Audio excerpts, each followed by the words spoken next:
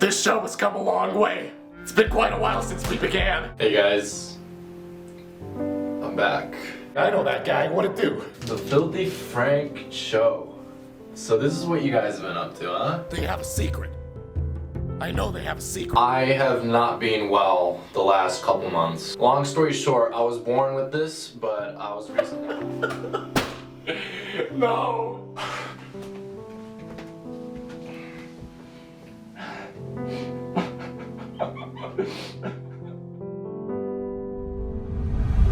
Isn't it interesting to see how many different YouTubers have recently just been like, alright, time to become a rapper. KSI, Rice Gum, Cody Cohen Noel, Jake Paul, Sky Does Minecraft. I mean, even Rich Brian was a Viner before he took a dabble in the music world. Hi class, there's no such thing as a stupid question, so just ask me anything, alright? Why did you choose to be a teacher?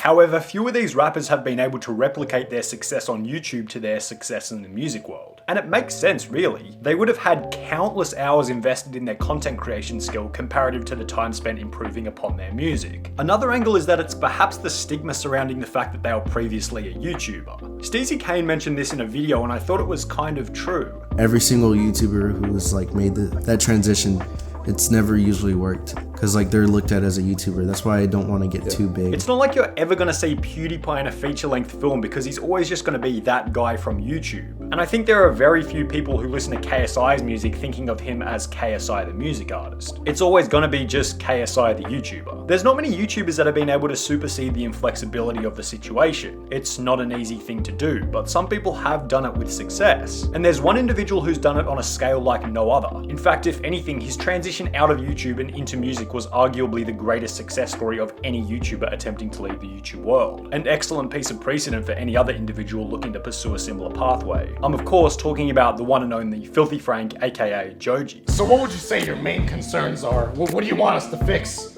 And why? But there has to be a reason as to why Filthy Frank left YouTube to pursue an alternate creative endeavor. In Filthy Frank's official statement about why he left comedy to pursue music, he claimed that it was because he no longer enjoyed making the content as well as medical reasons, which he later revealed to be stress-induced seizures. I was recently diagnosed with a brain condition that ironically gives me seizures. You know, this whole time we thought it was so funny doing these fake seizures, and now some call it bad luck, some call it karma, but ironically, boss. Hey boss, I have a seizure. But I mean, come on, there's got to be something a little bit deeper than that here. Mainly relating to his first point in the statement, we have to ask why he no longer enjoyed making the content. Was it the fact that he had just outgrown his goals, or was it the fact that the adpocalypse totally nuked his revenue and channel views? Perhaps it was because of his medical condition, or maybe even his concern for the politically correct culture that had transformed since he began creating videos. We are going to explore all of these possibilities by taking a deep dive into why Filthy Frank stopped making videos.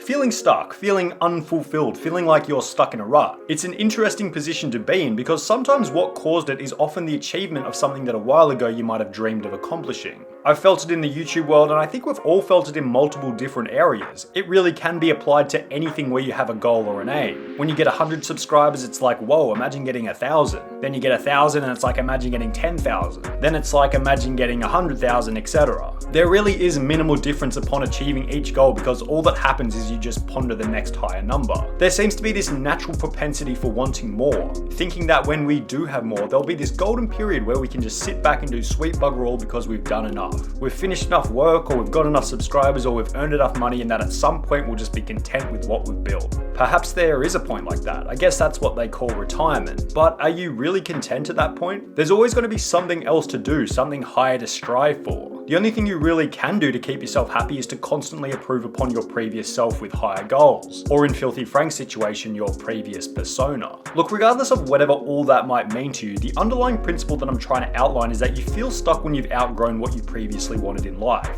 And the only real way to overcome that is to desire something bigger, something more outrageous than your previous goal. This is a very plausible but also arguable reason for why Filthy Frank might have stopped uploading. Filthy Frank might have felt as though he had outgrown what was possible for him to achieve on YouTube. Now it's plausible because, well, mainly Frank was doing YouTube for an extremely long period of time. He had smashed a lot of goals. I mean, he basically invented the Harlem Shake, one of the greatest memes of 2010. He got 1 million subscribers, then 2 million subscribers, then 5 million subscribers. He was fairly up there on the YouTube hierarchy and might have felt as though trying to push higher was futile and more effort than it was worth. But on the other end, you can argue that there really is no upper limit to what can be achieved on YouTube. There's no end goal because you can always aim higher. There's always going to be someone with more subscribers or views than you. But let me frame it in a slightly different way. Because regardless of whether there is or isn't an upper limit on YouTube achievability, what seems to happen is you hit this point where you kind of realize that you have the influence to successfully pursue other creative endeavors that you might not have previously had the opportunity for. Around the time when Filthy Frank was looking to transition into music, he had an extensive subscriber base, but the Filthy Frank / Pink Guy meme was going on for a while. It was beginning to become a bit cliche, so he was at a crossroads. He had 3 different options. Firstly, he could stay with the Filthy Frank meme, but it was slowly becoming a cliche. Secondly, he could change his content and stay on YouTube, or finally, he could move on to another creative endeavor. Well, the first one is doomed because no matter how great the meme is, it will eventually die at some point. The second option, changing his content, is a possibility, but I mean, what else could he really do? What, Filthy Frank Gaming? That actually sounds like a pretty good idea.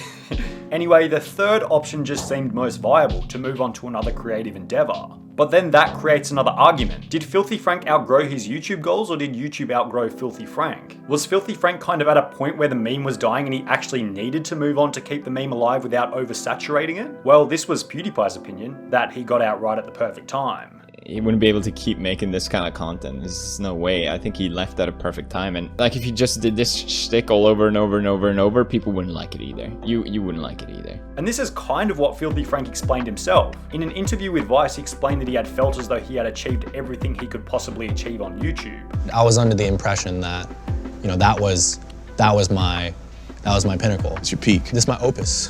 This is my opus. Like, I'm gonna be yelling on the internet, making semi-valid points here and there. I thought that was, I was depressed that was gonna be it. Perhaps the sad truth was that Filthy Frank saw that the meme was on the way out. That might be what his peak was, driving the meme as far as it could go without it becoming cliche. October 2016, Filthy Frank's high watermark, his most viewed month on YouTube with the decline following. And I can't shake the sneaking suspicion that this had something to do with the adpocalypse. I want to examine the financial motivation from both YouTube and Filthy Frank. Now, while it seems obvious that the primary motivation of Filthy Frank's channel is most certainly not financial, it's still a factor that can't be ignored. After the first adpocalypse, I dare say that a very solid chunk of his channel would have been demonetized or put on limited ads. And again, even if money isn't the primary motivator and only an extra little reward for doing what you love, a drop in revenue is still going to constitute a drop in motivation. Like for example, imagine he's getting paid around 60k a month in ad revenue, which is roughly what his channel would have been pulling at its peak. Then the next month it drops to maybe 5 or 10k, the motivation to continue just isn't going to be as prevalent. I love this comment by Dr. Filliger when discussing Filthy Frank leaving YouTube. He wouldn't have gotten monetized anymore. He'd have to start shilling sponsorships and changing his content to fit advertisers, as well as asking for Patreon money or something, and his content would have just taken a complete dive if he kept it up. Maybe it already started happening and he saw it coming and that's what pushed him off in the first place. Who knows? But I think he left at a perfect time and will be remembered as a legend. And it's kind of true. Imagine Filthy Frank having to change to family-friendly content or start advertising Raid Shadow Legends before one of his videos. But let's ignore the money altogether and think about the potential demonetized status of the channel. YouTube claims that videos aren't recommended based on whether they're monetized or not, but I have rock solid evidence from a grand total of one of my videos which might suggest otherwise. But I've seen many other content creators talk about their videos being buried after being demonetized as well, so I'm almost certain that the monetization of a video plays a part in the algorithm. What's YouTube's incentive to promote a video if they're not, running ads on it? If they're not running ads on it, they can't make money on it, so what incentive should they have to promote it? With this being said, if all of his videos are demonetized, they're gonna get recommended less, meaning that there'll be more resistance against his growth, a compounding effect towards a drop in motivation to continue YouTube. There's another thing worth talking about if we're on the topic of YouTube changes. What about the shift in what was accepted and politically correct on YouTube? What was acceptable in 2013, 2014, and 2015 was unfortunately drastically different in 2017. A lot of it might owe to the fact that people making severely politically incorrect content like Filthy Frank could no longer be monetized, which you might tie into the previous point. I'm in total agreement with Daniella's comment on a Filthy Frank video. People would be so offended if he were to start his channel at this time. this type of comedy is dying off. Going back to Filthy Frank's statement about why he no longer uploaded comedy content, it was mentioned that along with no longer enjoying making the content, he was also suffering from medical conditions hindering his ability to create content. This was discussed in one of Filthy Frank's final videos. But unfortunately, what happens here is a lot of the seizures are actually induced by stress, which unfortunately a lot of it comes from running this show. Now, I'm not really trying to call him out here because I'm not really sure about the extent of what he was suffering from, but if he suffers from stress-induced seizures, I would imagine that being Joji would be significantly more stressful than Filthy Frank on YouTube. But again, there are so many different factors here I don't even want to comment on it. Regardless, one of the reasons that Filthy Frank stated to have stopped creating videos was his medical conditions.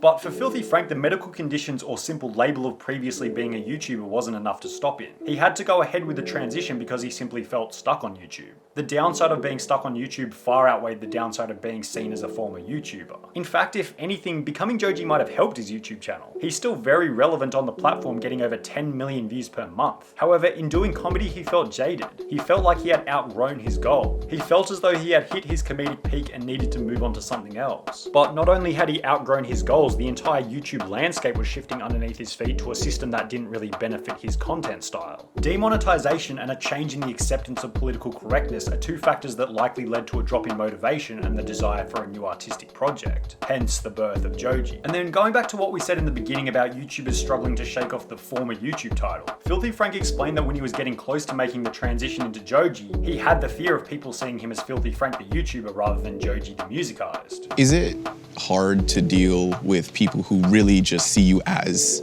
Filthy Frank and they just want more Filthy Frank? Back when I was too afraid to make the transition, it was a genuine concern. However, one thing that Filthy Frank AKA Joji has proven is that your past does not equal your future. We have this strange thing where we think that however we're feeling now is going to be how we're feeling forever. But Filthy Frank has proven that wrong. He's shown that if there are things that you don't like about yourself, you can just go ahead and change them. Maybe not overnight, and there may be some leftover stigma from the change, but it just proves that if there's something you don't like about anything, then you can change it with a bit of effort. Pretty cool. Anyway, that's going to be all for this video, guys. If you guys could like and subscribe, I'd appreciate the hell out of that. But other than that, I'll see you guys in the next one. Peace.